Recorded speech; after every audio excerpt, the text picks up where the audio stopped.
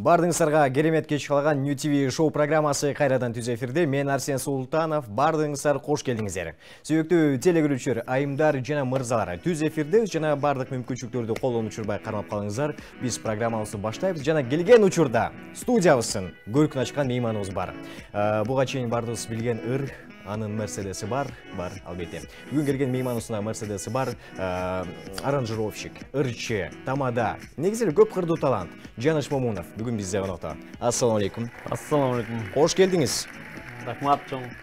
Дагы бир жолу ошол Арсен сиздердин эфир аркылуу жалпы эле теле көрүүчүлөр менен да учурашып коеюн.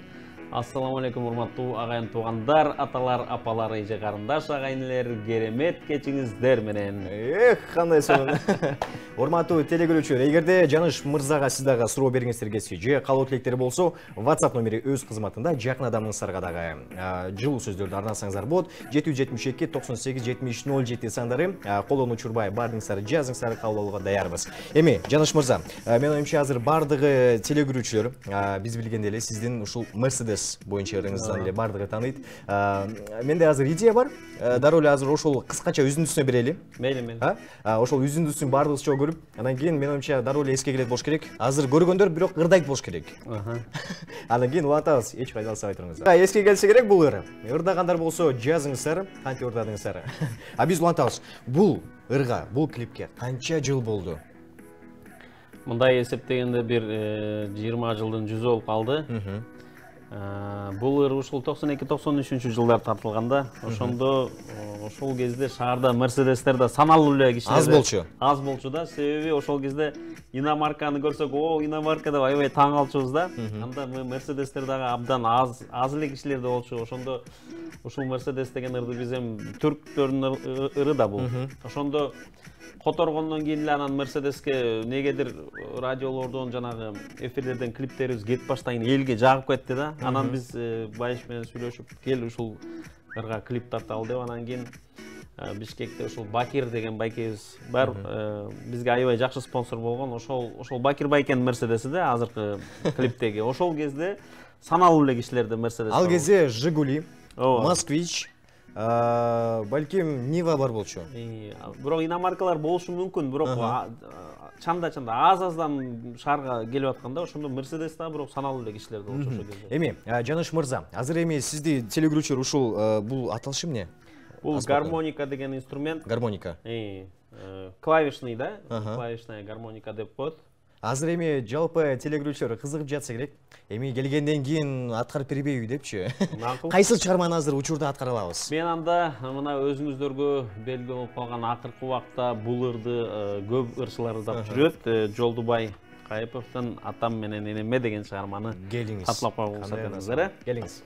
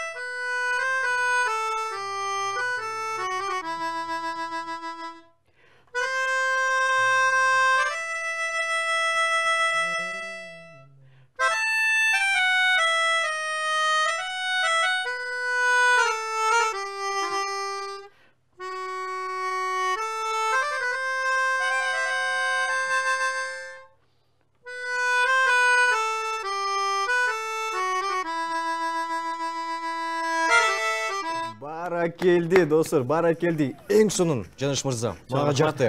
Анан кийин бунун иштеш системасы кандай? Эмнегедир оскомуска окшоп кеткен бир Бул деген как клавишный эле инструмент да. Пианиного окшош. Бул жагы эле үстү жагы эле үйлөмө да. Бул жагын мисалы үчүн фортепиано бөлүмүндө окугандар сөзсүз аккордеонду чечкендер деле булар деле үйлөй алат да.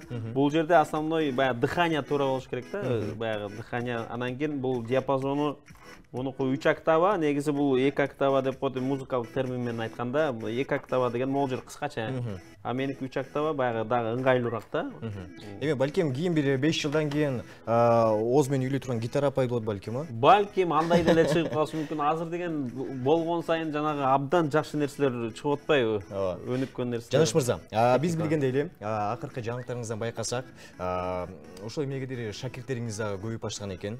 Ошол эле кыздар бар экен. Биз YouTube каналынан бунун бардыгын көрдүк, бардыгына сабак берип атканыңызды. Анан бизде азыр кыскача бир видео ролик бар. Ошол эле кичинекей кызга сабак берип аткан экенсиз. Азыр бардыгыбыз түз эфирден чоо көрөлү. Андан кийин дал ушул тема боюнча сүйлөшөбүз. Чоо көрөбүз.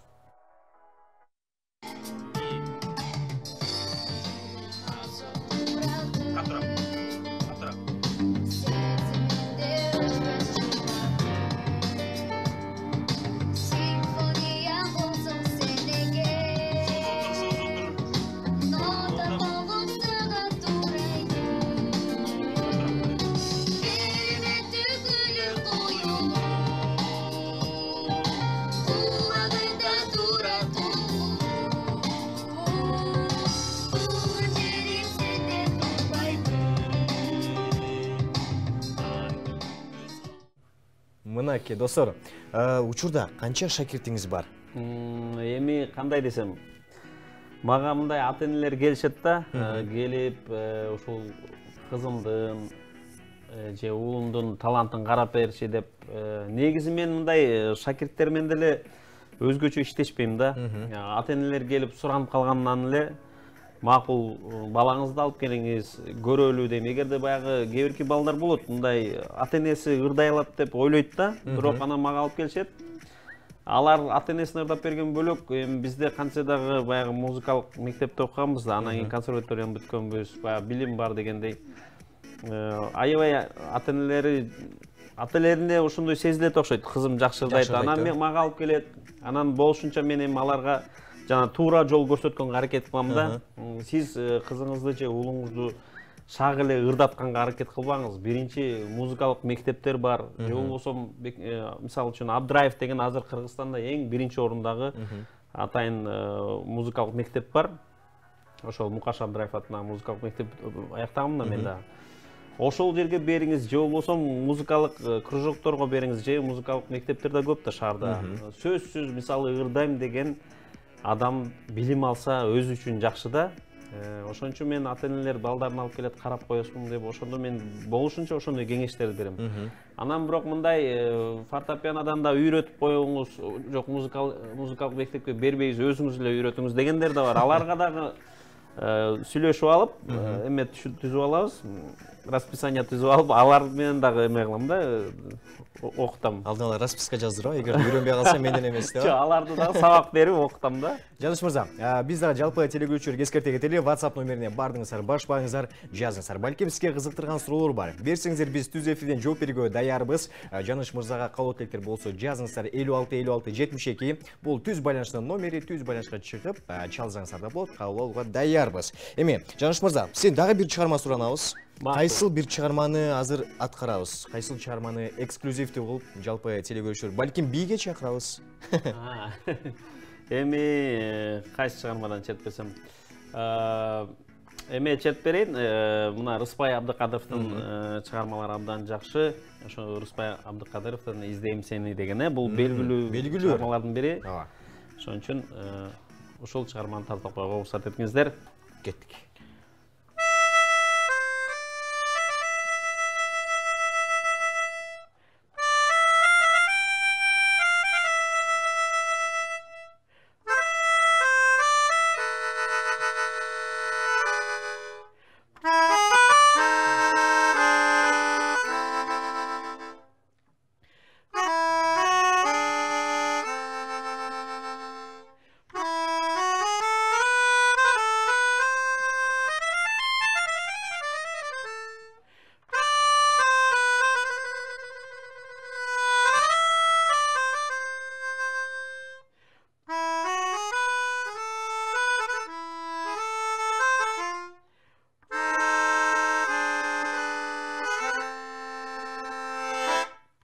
Сонун. Баракелди.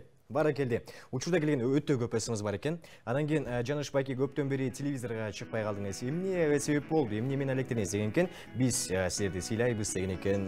Эмне себеп болду? Эмне үчүн көрмөй калды? Байыш мырза клиптер тартып жүрөт. Эми кандай десем, азыр деген чынын айтыш керек, мисалы көпчүлүк каналдарга эле бересиң да клиптериңди. Бересиң, бирок мурункудай кетпейт.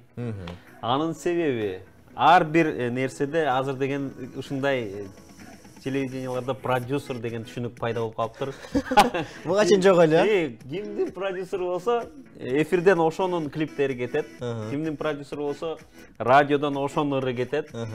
Таланттуулар болсо, клиптери бул жакта эле калып калат. Үнү барбы, жокпу, азыр деген жанагындай көркөм кеңеш деген түзүлүш керек негизи. Худ совет деп коет. Мисалы үчүн жаңы жылдын алдында да канча деген мисалы үчүн атактуу эле телеканалдар, мисалы үчүн бир ырыңды алып кел, 5000ден 10.000 сомго чейин бересиң, анан кийин сен тартыласың деген. Ушундай эмелер көп да, бул деген ушуну тартипке келтириш керек. Бул нерсеге анан кийин тиги ырчыда үнү барбы, жокпу, аны да териштирбейт. Жаныш мырза, негизи бул социалдык программа эмес.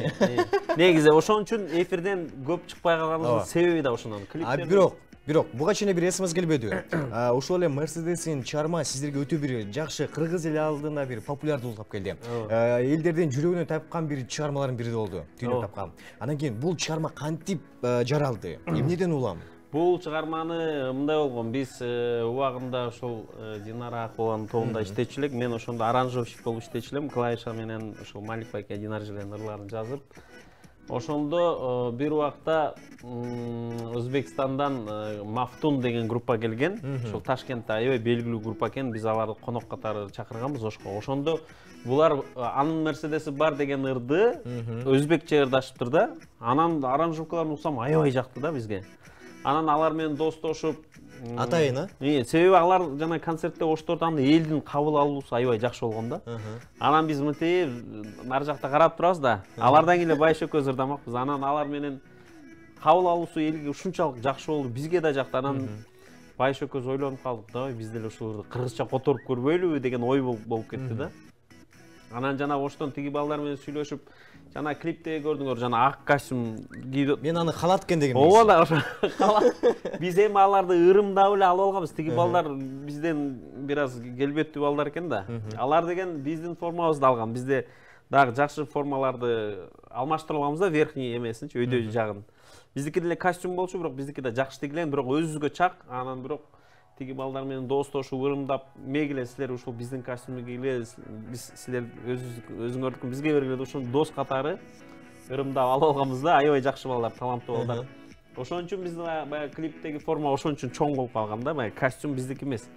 Достордон белек бири-бирибизден алмашканбыз. Биз билбеген сырлар ушул жакта турбайбы, караңыздарчы. Анан кийин буга чейин дагы бир эсимиз келген, ушул клипти балким жаңылантып чыгара турган ойлор, пландар барбы деген экен. Биз буюрса мына жакында эле эки клип тарттык. Аябай колдон келишинче аябай аракет кылып жасадык. Бирок тилекке каршы жана жанагы телеканалдан кетпей калды. Биз кетиребиз. Биз ошол буюрса эми алып келебиз силерге. Ооба. Анан кийин ушул 2018-жылга баарыбыз аттандык. Сизде ушул 2018-жылга эми кандай пландар менен кириштиңиз? Балким жаңы чармаларды аткарып, дагы бир элдин жүрөгүнө түйнөк табып дегендей. 2018-жылы азыркы учурда дагы мен көбүнчө классикалык багытка мындай ошол направлениеде басым жасайын деп аракет кылып атам да. Себеби мен өзүм фортепиано бөлүмүн аяктагам да. Анан менин ушундай клиптерим да бар. Ошол Игорь Крутойду билесиңер да. Рояль менен отуруп алып, ошол Игорь Крутойдун багытында тартылган клиптерим дагы бар. КТР'де, бирок алда кетпейт. Мынакей. Бардыгы силерге эле алып келип бериш керек. Бизге эле алып келсеңиз биз бардыгын чыгарабыз. Ал жактан кетпеген үчүн элдер эмне чыкпай калдыңар эфирге деп суроо берген себеби ошондо. Жакшы клиптерибиз бар, бирок кетпейт тилекке каршы. Ошол анан азыркы учурда мен ушул кышында негизи январь айы бизде көбүнчө үйдө болуп калабыз. Ушул көбүнчө азыр мен ушул студияда отуруп алып, ошол багытта классикалык чармаларды жазып атам. Буюрса 1-2 жазгандан кийин даяр болгондон кийин уже клип тартабыз, анан сөзсүз сиздерге алып келип беребиз. Бизге алып келиңиз, биз чыгарабыз. Мен оюмча элдер деле күтүп калса керек. Анан кийин ушул учурда эми Yamaha деп калдыңыз, фортепиано деп калдыңыз. Биз YouTube тармагына дагы баш байкканда, ушул сиздин фортепиано ойногонуңузду көрдүк, Yamaha ойногонуңузду көрдүк. Эми чын айтайын, мындай бат иштеген колду эч качан көргөн эмесмин. Бат кыймылдаган, бирок ушундай бир хит чыгармаларды аткарган экенсиз. Азыр биз алардын баардыгын бириктирип кыскача чогуу көрөлү, кайсы чыгарма экен. Анан кийин улантабыз. Көрүңүздөр, баамдап көрүңүздөр, анан кийин улантабыз.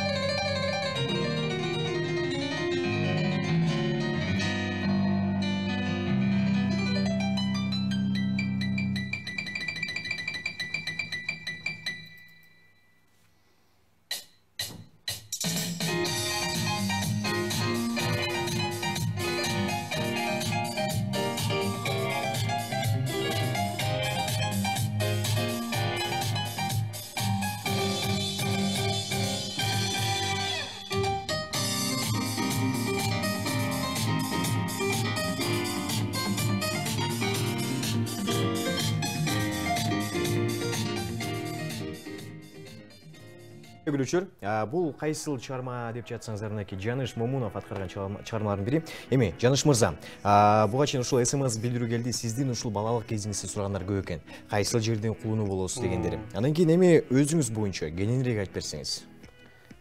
Биз негизи Ош шаарынын Кара Суу районунун Кең Сай айылында төрүлгөнбүз. Ошол жерде ошол 6 жашка чейин ошол айылда жүрүп, анан кийин 7 жашымда мен ушул Бишкек шаарына келгенбиз. Ошол 7 жашымдан баштап ушул Бишкектеги Мукаш Абдраев атындагы музыкалык мектепте окуп калгам. Эгерде мен бул жакта мектепте окуп калсам, анда айылда эле чоңоймокмун. Ошол Оштун Кара Суу деген районунда айылда. Байыш Кара Суу районунда 2 жыл окуганда, ал 3-класстан келген бияка. Ушул Кара Суунун кулуну болобуз, Ош шаарынын. Анан кийин кайсы жакта окууларды аяктадыңыз? Билимиңиз боюнча фортепиано. Ошондо Абдраевка тапшырып, ал жерде да колдорду көрөт да, колуң жакшы фортепиано. Жарайбы меники? Жарабайт. Сеники эми бир духовой инструментке болот болуш керек, духовойго. Колуң духовойго ыңгайлуу экен. Бирок пианино болбойт. Пианинога деле эми аракет кылса болот. Негизи адамдын өзүнүн да бардык нерсе. Эгер адамдын каалоосу болсо, бүт нерсени жасаса болот да. Сен деле жакшы пианист чыгат сенден деле. Негизи бирок тандаганда ушу колдорду карап тандачу да. Мен ошондо колумду текшерип туруп эле сен фортепианога ылайыктуу экенсиң деп тандаган. Байыш бекемди флейтага тандаган да, ошондой. Бирок анан кийин эле ушул эле Диле же Сиз, Байыш мырза болуп бардыңыздар, бир топ түздүңүздөр. Байыш, Жаныш деп. Анан топ канчалык деңгээлге чейин бирге иштеп жүрдү. Анан кийин азыр менин билишим боюнча Байыш мырза өзүнчө ырдайт. Байыш өзүнчө, мен өзүнчө.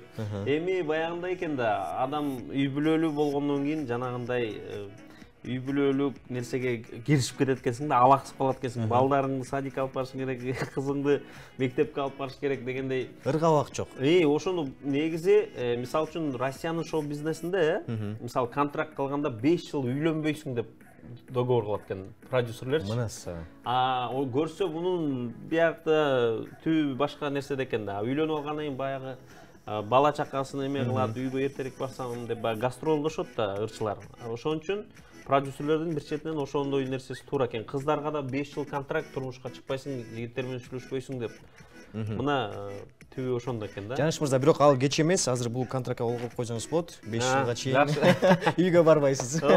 Тамаша. Жаныш мырза, сизге келип бериңизге чоң рахмат.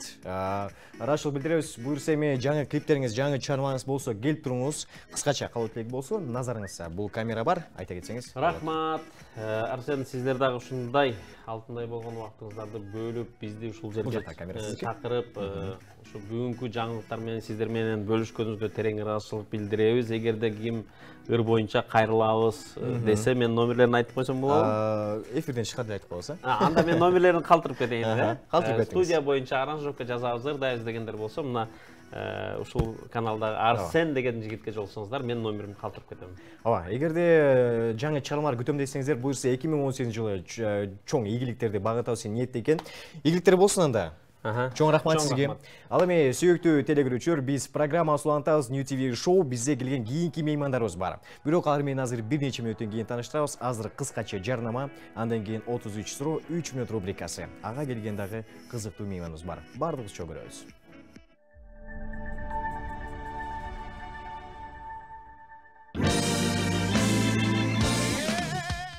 Ар бир күн, ар бир саат, жада калса ар бир секунда бул адам баласына берилген 6 мүнөттөн бири. Андыктан дал ушул убактар тек этирбеңиздер. New TV шоу программасын улантабыз. Мен Арсен Султанов. Жана биз азыр экинчи бөлүгүндө бизге келген учурда меймандарыбыз бар. Экинчи бөлүгүндө өзгөчө меймандар, шаңга бөлөнгөн Тама шоу лигасында бардык ойноп чыккандар. Булар кимдер десеңиздер, Ызат Юсупов жана Рустем Аскенов. Бардыгыбыз эле тааныган жигиттер. Ассаламу алейкум.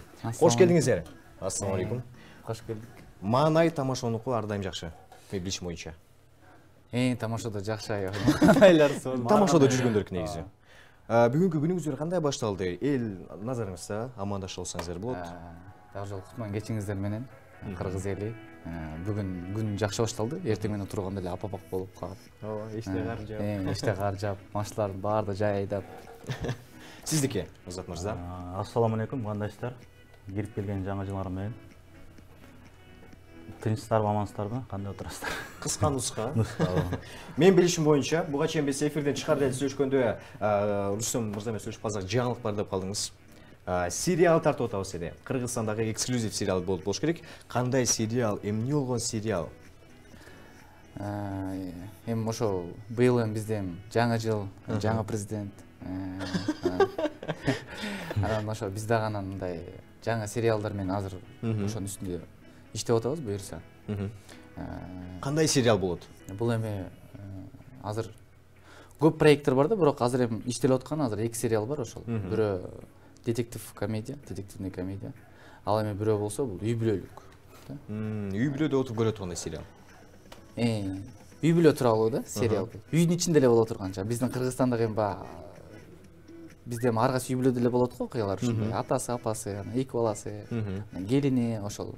Өтө бай эмес, өтө кедей эмес, орточо үй бүлөнүн эле бул окуясы тууралуу да күндө. Күндө.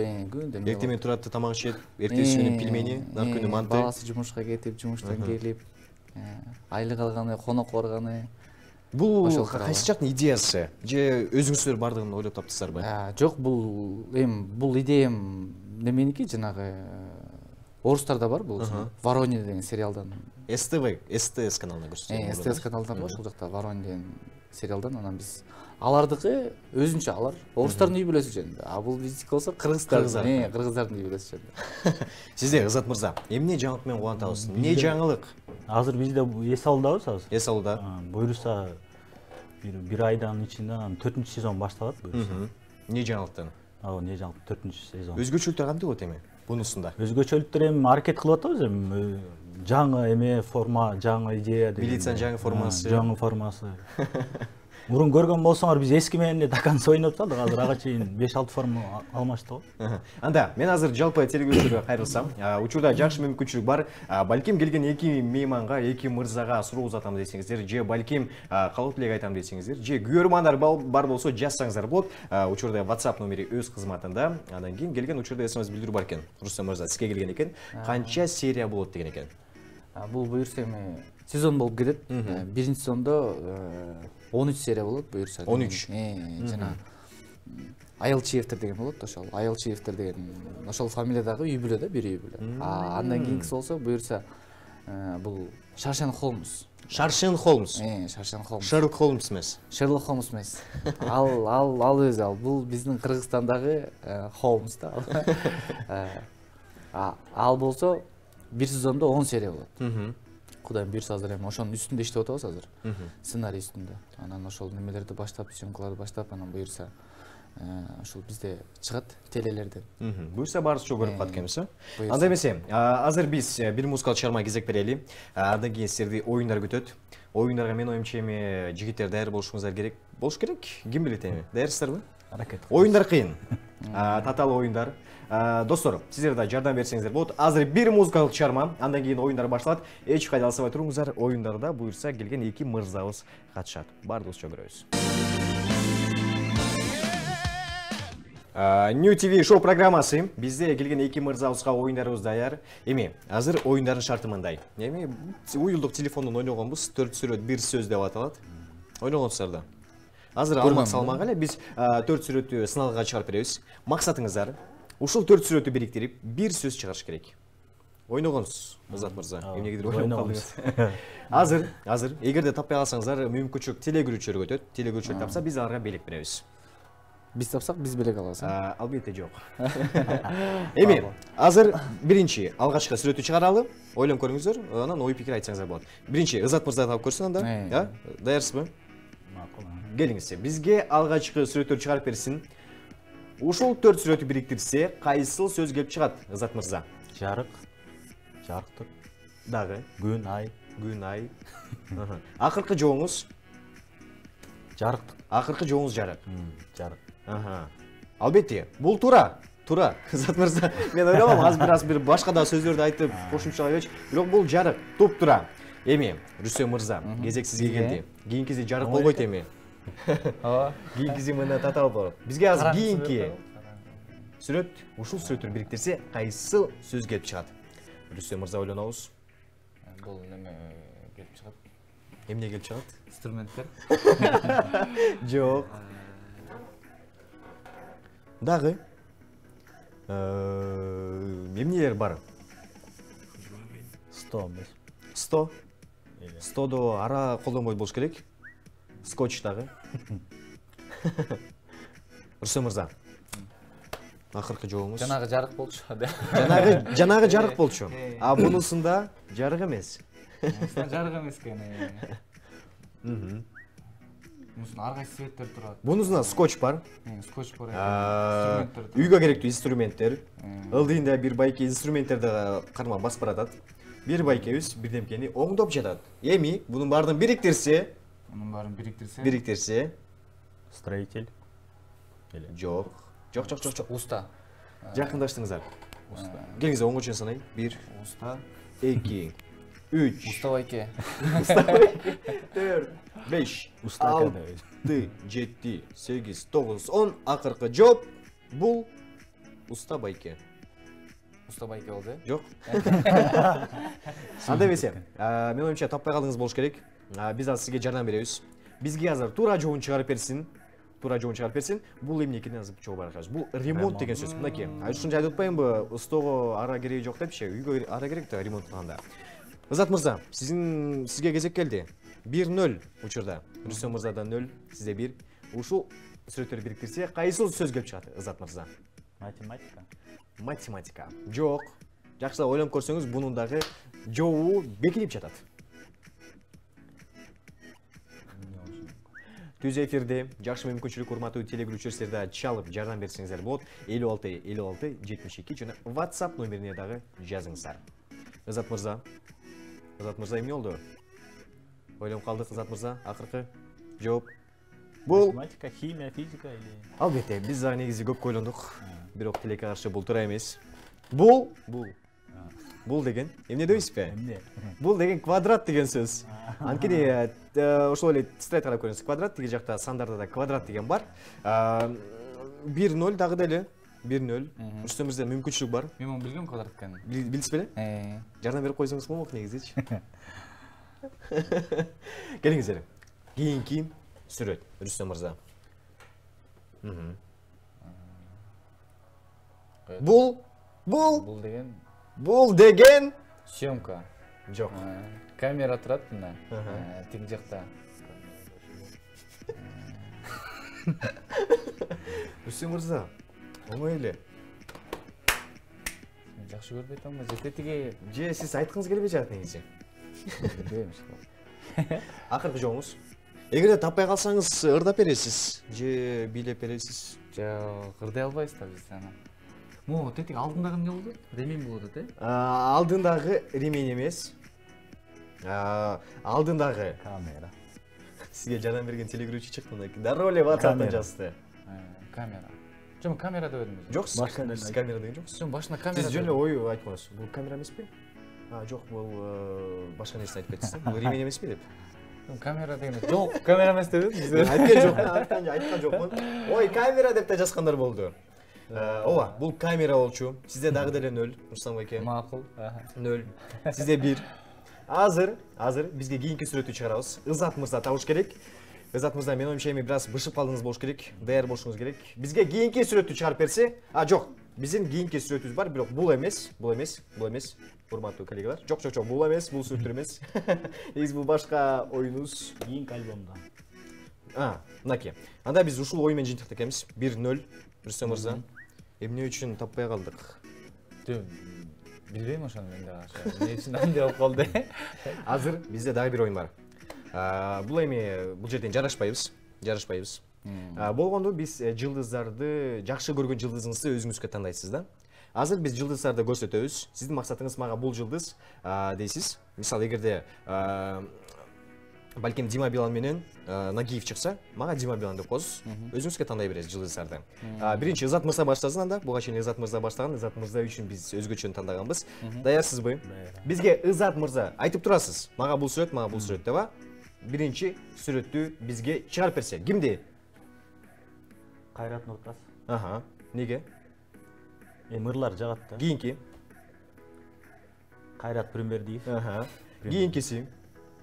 Нурлан Асип. Нурлан Асип. Анда эмесе кийинкиси бар. Бул ким? Майкачан.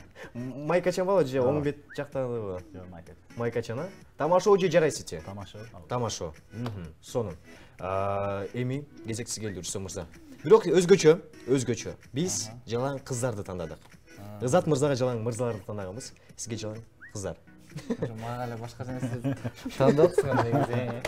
Анда сизге эркектер тандаш керек болчу экен, Жок, болор. Болор. Бизге Рустам мырза үчүн сүрөттү чыгарып берсе. Ким? Кардашиян жана Асил Кадырбекова. Кимди? Асил Кадырбекова. Кийинки? Роза Кумбаева. Кийинкиси бар. Айпери Көбек кызы же Айгерим Расул кызы? Албетте ким? Бул жакта ким? Бирөө бул неме экен, Ким? Байзакова экен. Кимди ошондо? Экөө. Монусу ким болот? Таанып айтпайбыз да. Таныган жоксузбу? Сол бетиндеги бул белгилүү фотомодель кыз. Ошол фотомодель. Фотомодель. Байзакова кереги жок. Ал керек жок.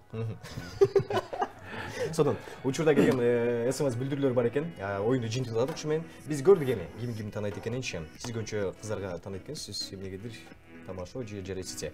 Бизде суроо келген экен. Рустам мырза ушул актерлук кесипке кантип келип калдыңыз дегендечи. Бул суроого кантип жооп беребиз? Мен өзүм негизи кесүүм башка окуу боюнча. Кимсиз? Кимсиз, эмнесиз? Эмнесиз? Мен өзүм ошол немеде окугам, медицина тармагында. Стоматологмун өзүм негизи документтер боюнча. Стоматолог? Диплом боюнча ошол. Бирок биз ошол кино жаатына келип калганбыз бул башында. Тамашо ойноп калганбыз. Тамашо ойноп калган себеби ошол окууда Самат экөөбүз чогуу калганбыз. Самат Эркинбеков экөөбүз чогуу окуп бир группада бир общагада жашап калып, анан ошол аркылуу Тамашого келип, Тамашодон ойноп, Тамашону бүтүрүп, ошондон кийин кино жаатына киргенбиз, Тамашону бүтүрүп, командабыз менен. Андан кийин Тамашодон кийин киного.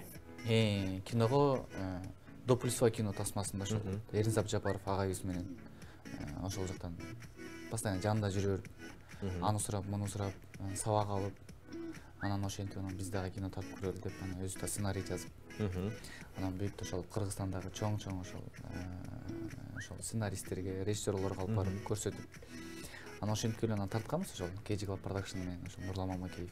Ошодон баштап киного баштоотуңуз менен кирдиңиз. Ошодон баштап стоматолог кереги жок. Стоматолог керек эми, аны кичине кое туруп атабыз азыр. Кийинчерээк да? Кийинчерээк. Негизи бирок азыр стоматологдун кесиби эмнегедир популярдуу болду Кыргызстанда. Ал аябай эле популярдуу болуп атат негизи. Сиз эмнегедир тандоо койдуңуз? Биз негизи могул жагын кичине неме кылалы деп атабыз эми ушундай. Өнүктүрүп? Өнүктүрүп, кино жаатын, сериалдар менен ушундай элдерге мында дагы сериал жазганда дагы ар ар бир маанисине жооп бересиң. Ошол тарбия жагы, күлкү бере турсаң дагы ошол жагы менен да жооп бересиң ошондой. Эми азыр бизде дагы бир оюнубуз бар. Оюн эң жөнөкөй. Эми тамашачы жигиттер болгондон кийин азыр бул оюнга активдүү катышат болушуңуздар керек. Оюндун аталышы Мен ким? Мен ким деп болот. Мен эмес, эми азыр бири-бириңиздерге айтасыздар. Бул эми Америкада белгилүү оюн. Башыңыздарга сөздү коесуздар. Суроо бересиз, мен кимин дейсиз, сиз айтасыз. Сен буга окшошсуң деп, бирок чындыкты айтпайбыз, сөздү. Болжомол деп айтып кете бересиз, жардам берип бар. Биринчи ким баштайт? Рустем мырза баштасын анда. Азыр мен сиз көзүңүздү жумуңуз. Жума эмес. Кыйыны келгенде эле менден баштайт кезги да. Кайсы сөздөн баштасак? Мынакей. Азыр биз деген бушул сөздөн баштайбыз. Сиз буну чекеңизге кармап туруңуз менен. Кармап турсузбу? Ушундай кармаңыз. Эми сиз айтып бериңиз. Бул ким деп суроо берип туруңуз. Мен киммин деп суроо бериңиз сиз биринчи. Мен киммин? Сиз кимсиз? Сиз стоматологсуз. Жаныбар. Жаныбар, арстанбы? Жок. Африкадагы жаныбар. Жаныбарлардын бири. Аябай Түрү суук жаныбар бирок. көлөмдүү жаныбар. Көлөмдүү. Пил эмес. Бегемот. Туура. Эмнегиdir батыл так койдуңуз? Мен көзүмен айтып коеюн. Көзүңүз мененби? Бегемот. Кийинкиси. Сиз Азат мырза көз жумуңуз. Сизге бир аз татал бериш керек негизи. Жок. Татал. Карап туруңуз. Сиз красавчиксиз. Менби. Адамбы? Жок. Адам сыяктуу деп кой. Камера бизге көрсөтүңүз. Эми Ким? сиз Мен киммин десең? Мен ким? Так өзүң деп койсуң. Бул деме? Киши. Светлый. жок, өңү кара туру. Негрбы? Негр. Негр. Негр деген болбойт, бирок негр. Дүйнө жүзүнө белгилүү. Ырчы адамбы? Адамбы негизи? Адамдын атыбы эле кандай? Адамдын аты. Дүйнө жүзүнө белгилүү. Жылдыздардан дагы өйдө турган бир белгилүү адам. Ырчы. Америкада. Кошмо Штат Америкада. Көп неме көп адам ага барып отчет берет, короче. Кандай болуп атат, тигиндей. Эме Трамппы? Эле кандай? Жардам бересиз, жакынап калды. Жакынап калды. Трамптын дозу. Ким эле дозу? Трампка чейин. Барак Обамабы? Жакындадыңыз. Туура? Барак Обама. Эми Рустам мырза, сизге бир аз таалым бериш керек. Көзү бир сәт жумабызсак болду. Акыркысы. Опа. Суроо бериңиз. Мен ким? Ору. Ору болуп калабы? Ору? Типа ошондой сыяктуу да мындай. Сиз адам эмессиз. Адам эмесмин. Жок. Техникага байланыштуу. Мен эмне адам кылбай атасың мени? Сиз башкача адамсыз. Техникага жакын да. Техниканын орузу. Техниканын орусу. Операторбу? Оператор? Жак адам да, Адам эмес бул. Адам эмес болуп атат ошондой, ору. Бир орузу ошо кандайча айтылат да, техника жактан айтылган да. Жок, ооруган оорубу же? Жок. Жөн эле. Жок, бул оору менен көпчүлүктөр ооруйт. Адам деле, ушул эле компьютер деле оору берет.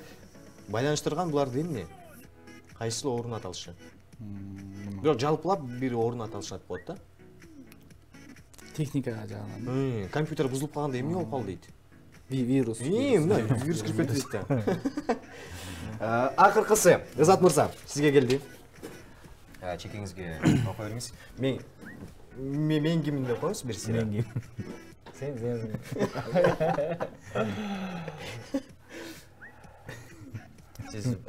Сен. Сиз вирус эмессиз. Бегемот эмес. Бегемот эмессиз. Барак Обама эмес. Барак Обама эмес. Адам. Кантип да койду? Туура. Бирок кантип да койдуңуз? Мондай келет кана көрүнүп калган. Дама деп жазылып калган да артынан. Ойлон. Дама деп жазылып көрсө. Силерге чоң рахмат, жигиттер. Эчтек эмес. Активдүү качтыңыздар негизи. Телекөрүүчүлөрдөн көптөгөн СМС билдирүү келди. Мен оюмча аларга эфирден чыгарда жооп берүүгө даяры болушуңуздар керек. Эфир кыскарып бара жатат. Силерге калоо тилектер болсо, телекөрүүчүлөр назарыңыздарда бардыгына айта кетсеңиздер болот. Рүстөм мырза. Бунусуна калоо тилек берип атабыз.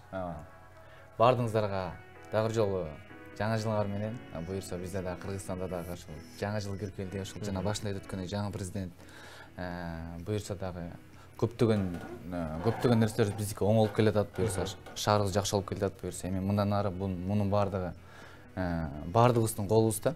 Ошондуктан бардыгыбызга тең ийгилик каалайм, тынчтык каалайм. Эч кимге оорубагыла. Ошол көп жакшы нерселерди кылалы. Ошондой болсо алдыга умтулабыз ошол. Узат мырза. Ушул Рүстөмдүн сөзүнө кошулуп кетем, аябай көп эме кылды. Ошол тынччылыкта жолугалы. Не жаңылык болуп турса айтып турла. Ооба, буйрса. Силерге да чоң рахмат, ийгиликтер каалайбыз. Ушул 2018 жыл силерге өзгөчө бир жылдардын бири болсун.